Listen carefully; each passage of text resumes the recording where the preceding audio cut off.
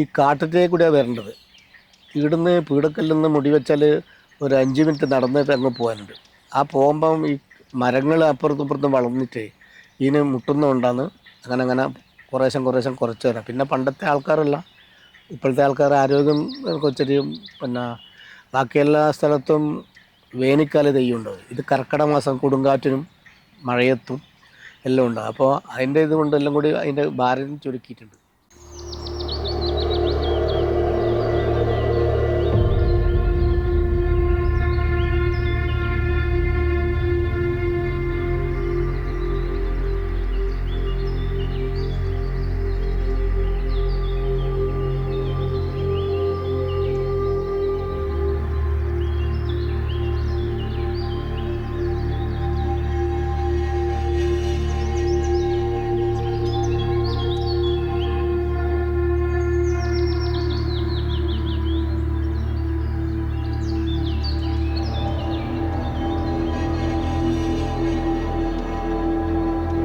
വാദ്യഘോഷങ്ങളൊന്നുമില്ല. മദ്ദളവും ചെറുമങ്ങലവും. അധിക ക്ഷേത്രങ്ങളിലും മുറ്റത്ത് ക്ഷേത്രത്തിൻ്റെ മുമ്പിൽ പീഠം വെച്ചിട്ട് അവിടെ നല്ല പീഠക്കല്ലുണ്ടാവും. അവിടെ നിന്ന് വെടി വെച്ചിട്ട് എഴുന്നേറ്റിട്ട് ഒരു തിരിച്ചൽ തിരിഞ്ഞ് കഴിഞ്ഞിട്ടാകുമ്പോൾ ആയുധം കിട്ടുള്ളൂ.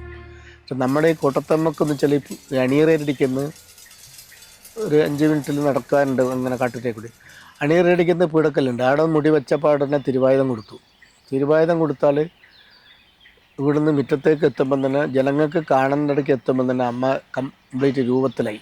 അതാ രൂപം തികഞ്ഞ് കോലം തികഞ്ഞ മാതാവ് കോലത്ത് നീലിയാറ് കോട്ടത്തമ്മ. ഉറഞ്ഞു തുള്ളുന്ന തെയ്യത്തിൽ കോട്ടത്തമ്മയുടെ ചൈതന്യം നിറയുന്നു. ദേഹം വിറച്ച് ഉച്ചത്തിലുള്ള അലർച്ചയോടെ തെയ്യം കാടിന് നടുവിലൂടെ ഭക്തരുടെ അടുത്തേക്ക് നീങ്ങുന്നു. തെയ്യത്തിൻ്റെ ഓരോ ചലനവും കർശനമായ ആചാരങ്ങളെ അടിസ്ഥാനമാക്കിയുള്ളതാണ്. ഭഗവതിക്ക് പ്രിയപ്പെട്ട പലതരം വഴിപാടുകളും ഇവിടെ സമർപ്പിക്കുന്നു. ദൈവം ഭൂമിയിലേക്ക് ഇറങ്ങി വന്ന് തൻ്റെ ഭക്തരുമായി നേരിട്ട് സംവദിക്കുന്നു. സത്യസന്ധതയും നീതിയും തേടിയെത്തുന്നവർക്ക് ദേവി അഭയമരുളുന്നു. തൻ്റെ കുലത്തെയും നാടിനെയും സംരക്ഷിക്കുന്ന ഈ അമ്മയുടെ സാന്ത്വനം തേടി ആളുകൾ ദൂരദേശങ്ങളിൽ നിന്ന് വരെ ഇവിടെ എത്തുന്നു. ചോരയൊപ്പി ശാന്തയാവുന്ന അമ്മയല്ല, മറിച്ച് അധികാരത്തിൻ്റെയും നീതിയുടെയും പ്രതീകമായി മാറിയ ശക്തിയാണിത്.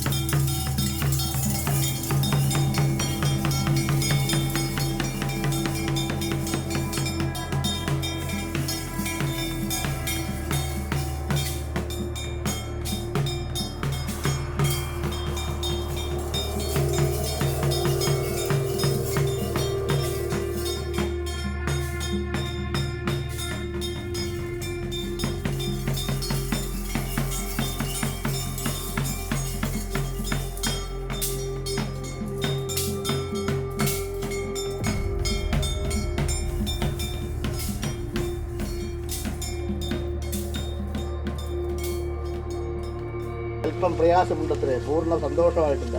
ചിന്തിക്കാം കേട്ടോ. സമയദോഷം കൊണ്ടും കാര്യദോഷം കർമ്മദോഷം കൊണ്ടും ചില ആപത്തുകൾ സംഭവിച്ചു. മാടായിരുന്ന മണത്തണിയും മാങ്ങാട്ടുപറമ്പിൽ വന്നിരിക്കുന്ന നന്ദീപകലീശ്വരി ധാരികവധം ചെയ്തിരിക്കുന്ന സമയത്ത് പ്രത്യക്ഷമാകുന്ന ജഗദമ്മ. ക്ഷേത്രഗോത്ര പരിപാലനങ്ങളും കർമ്മങ്ങളും പാരമ്പര്യം ഉണ്ടല്ലോ. എങ്കിലും ചെമ്പടിച്ച ശ്രീകോവിൽ ഓടിട്ട മാടവം കാണാതിരിക്കുന്ന കാടുമറക്കുമല്ലോ. എത്ര വലുതായിരിക്കുന്ന ക്ഷേത്രം നിങ്ങൾക്കുണ്ടെങ്കിലും നിന്റെ ആത്മക്ഷേത്രം ശുദ്ധീകരിക്കുക. ഇരുളിലൂടെ വെളിച്ചം വീശിക്കൊണ്ട് ദേവി തൻ്റെ സ്ഥാനത്തേക്ക് മടങ്ങിപ്പോയി.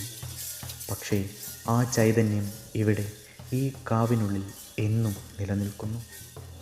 ഒരു കുലദേവത എങ്ങനെ ജനകീയമായ ഒരു തെയ്യമായി മാറി എന്നതിൻ്റെ ഉത്തമ ദൃഷ്ടാന്തമാണ് നീലിയാർ ഭഗവതി. ചരിത്രവും ഐതിഹ്യവും വിശ്വാസവും ഇഴചേർന്ന് കിടക്കുന്ന ഉത്തര മലബാറിൻ്റെ ആത്മാവ്.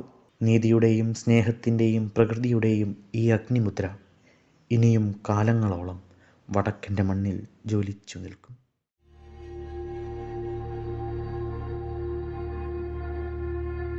മനയോലയുടെ ഈ അധ്യായം ഇവിടെ അവസാനിക്കുകയാണ്.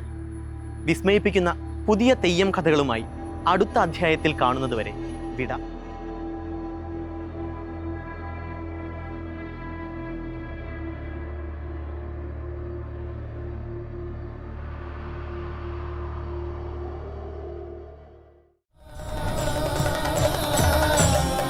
മനയോല തെയ്യക്കാവുകളിലൂടെ ഒരു തീർത്ഥയാത്ര.